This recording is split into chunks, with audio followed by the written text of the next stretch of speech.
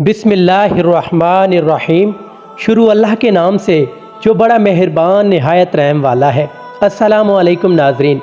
حضرین کرام، بغداد کی گلیاں ہمیشہ سے علم، حکمت اور اسرار کی کہانیاں سمیٹے ہوئے ہیں۔ انہی گلیوں میں ایک فقیر رہتا تھا جس کا نام شیخ کامل تھا۔ شیخ کامل کا لباس بوسیدہ تھا، لیکن اس کی آنکھوں میں ایک عجیب روشنی تھی۔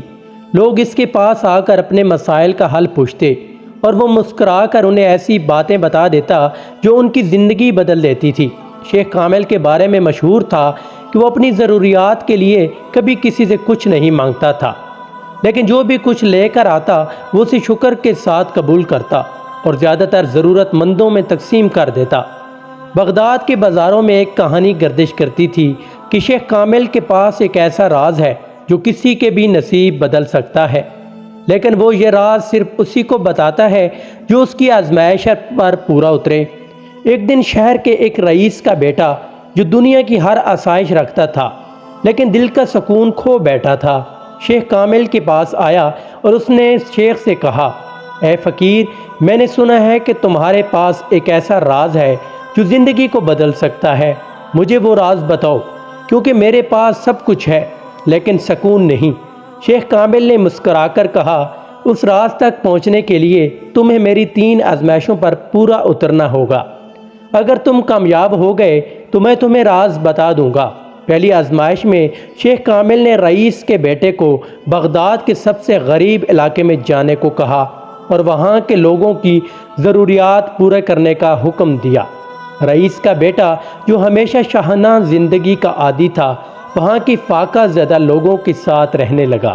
اس نے اپنے تمام زیورات اور مال و دولت ان لوگوں میں بانٹ دی، لیکن اسی دوران اس نے پہلی بار سکون اور خوشی کا احساس کیا۔ دوسری آزمائش میں شیخ کامل نے اس سے کہا کہ وہ اپنا غرور اور تکبر ختم کرے اور بغداد کی بازار میں فقیر بن کر لوگوں سے بھیک مانگے۔ رئیس کا بیٹا یہ سن کر ہچکچانے لگا، لیکن شیخ کی بات مان کر بازار میں بھیک مانگنے لگا۔ لوگوں کی بے رخی اور توہین کے باوجود اس نے صبر کا مظاہرہ کیا۔ اس عمل کے باوجود اسے عاجزی اور شکر گزاری کا سبق سکھایا۔ تیسری اور آخری آزمائش میں شیخ نے اسے کہا کہ وہ 1 مہینہ خاموشی اختیار کرے اور صرف اپنے دل کی آواز سننے کی کوشش کرے۔ اسی دوران رئیس کے بیٹے نے اپنی زندگی کی تمام غلط فیصلوں پر غور کیا اور اپنی روحانی کمزوریوں کو پہچانا۔ 1 مہینہ گزرنے کے بعد رئیس کا بیٹا شیخ کامل کے پاس واپس آیا۔ اب اس کی آنکھوں میں غرور کی جگہ عاجزی تھی اور اس کا دل سکون سے بھر گیا تھا۔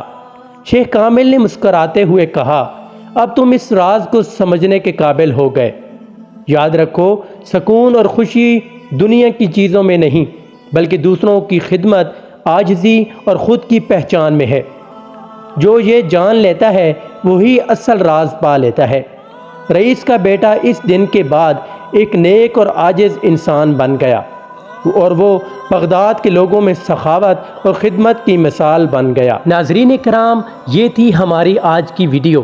اگر آج کی ہماری یہ ویڈیو آپ کو اچھی لگی ہو تو ویڈیو کو لائک کریں اور چینل کو سبسکرائب کریں۔